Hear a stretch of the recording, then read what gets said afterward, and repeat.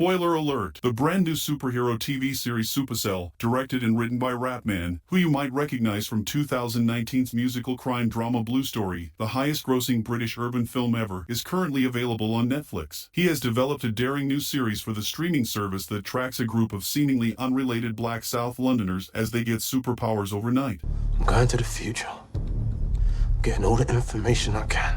Welcome to Movie Spy. A young gang member named Tazer gains the ability to teleport. Drug dealer Rodney transforms into the Flash with his super speed. Single father Andre gains super strength. And our main character Michael, a delivery driver who dreams of his future with fiancé Adine, gains the ability to teleport through time and space. Nurse Sabrina also gains the ability to teleport. The exciting program is full of turns and turns, and the exciting finale, episode 6, named Supacell, is when it all comes together. Particularly, the last shots are simply breathtaking, nicely tying everything up for a possible season 2. Supacell's conclusion, which concludes multiple narratives, is undoubtedly heartbreaking. As you may remember, after traveling to the future and seeing that Dion passed away on July 9th, Michael has been frantically attempting to save his fiancée. The identity of the cloaked figures, a group that has been attacking our heroes by leaping out of wormholes throughout the season, has also been a mystery to us. Of course, there are also concerns about the military-style group that has been imprisoning black individuals with extraordinary abilities. Why are they doing this, and what is their objective? All becomes clear in the closing moments. We head to the Ashington estate with Sabrina, Tazer, Rodney, Michael, and Dion, where they find a supposedly abandoned region that has been taken over by gangs. Beneath it, however, lies the headquarters of the organization, a lethal military-style force that we have been seeing throughout the season and which is headed by the malevolent Ray of Eddie Marsan. They have been searching for anyone they believe possesses Supacell, a sickle cell gene mutation that gives humans superhuman abilities. We are informed that the Supacell superpowers become available to users when they are placed in perilous circumstances or come into close proximity to others who have already used their powers. This explains why the powers of our leading group appeared suddenly. As all of this is revealed, we also find out that Tazer's mother was the black woman who was brutally murdered at the headquarters at the beginning of the season. He had previously thought that she had just moved on. The organization has been using Jasmine, the missing girl whose case Dion has been looking into, to heal their injured warriors while she has been imprisoned here. Andre, the fifth person on Michael's list of those who must assist in rescuing Dion from her predicament, is also detained. Andre accepts Ray's employment offer to join the hooded group, who are revealed to be working for the organization to bring in any suspects, including Michael's haphazardly put-together team, out of desperation for money so he may see his son. This leads to the last fight, in which the hoods of the organization are confronted by Michael's squad on the Ashington estate. The fact that Tazer's grandma and Sabrina's sister are among the people gang leader Crazy has been threatening raises the stakes even further. When they face Crazy, it becomes clear that he is the leader of the hooded group within the organization and that his superpower is the capacity to take on and utilize other people's abilities. It is revealed that the other cloaked people who have been trying to enlist Michael's squad are actually other superpowered entities employed by the sinister organization, which, yes, includes Andre as well. But after seeing the corruption in action, he turns against them and joins Michael's group, joining the hooded characters who, aside from Crazy, all perish. Rodney walks up to him and says he's happy to surrender to our warriors. However, it appears that Crazy has the upper hand. He touches Rodney to use his super speed ability, then attacks our crew, killing them. However, Michael uses his remaining energy to go back in time to the exact moment Crazy declares his surrender. Now that he is aware of what will happen, he chooses to repeatedly attack Crazy, leaving him bleeding and seemingly dead on the ground. But that comes at a price. Crazy manages to fire his rifle at the group again, missing the team but hitting Dion, sealing her doom. When Michael realizes that his energy is running short and he can't utilize his time-traveling abilities to stop this, he shouts in shock. Then he vanishes into the night. A few weeks later, when the gang gets together at Michael's request, the following scenario begins. We find out that Charlene, Sabrina's sister, is still missing. Tazer is frantically trying to figure out who killed his mother, and Andre discloses that his cherished kid, AJ, is being raised to be a member of a gang. Assuring the assembly, Michael claims he will journey into the future to provide them with the information they seek, but he also desires retribution and wants to harm those who wronged them. Michael might then turn out to be less of the good guy we once believed he was. Yes, a Supacell post-credit sequence appears, following the final title card and preceding the closing credits. It takes us back to the Erie at the organization's headquarters. One of the group's leaders, Ray Marsan, can be seen passing by a group of black inmates with superhuman abilities. Among them is Charlene, Sabrina's sister, who is currently being held captive. She can be seen sobbing in her cell. Ray enters a room to see Crazy, who is recuperating from the vicious fight that took place earlier in the show. Marsan's antagonist hears him say, "That was close, Ray, I thought I was a goner." They discovered that Crazy might have only one breath left when they discovered him. As it turned out, he was with Ray. Ray tells Crazy, "You can ask her yourself," in response to his question about what the boss is saying after Crazy thanks them for saving his life. Sian Brooks' character, Victoria, enters and is identified as the leader of this perilous group. That's concerning because we saw her treating sickle cell patients at a clinic earlier in the show. We arguably should have anticipated Brooks' nasty trajectory from the beginning, considering how wonderfully she played the twisted sister Eurus Holmes in the popular BBC show Sherlock. Realizing Crazy is a liability, she reminds him of her accomplishments. "You recall that I got you out of jail. You recall that I gave you permission to sell your medications. I repeatedly prevented you from dying." Crazy recognizes her tone and begs for one more chance before pleading for his life. Sadly, Victoria orders him to be shot. Then, a bashful Ray gets into the elevator with Victoria, reminding him that he's not the only one who's failed me. He knows, of course, that she's referring to him. After allowing Ray to run things, Victoria believes that it's time for them to do things her way. She adds that this doesn't bode well at all for Michael in particular, whose profile is on her iPad. The last image of Ray's terrified expression as the ferocious Victoria seizes control truly says it all. Thanks for watching.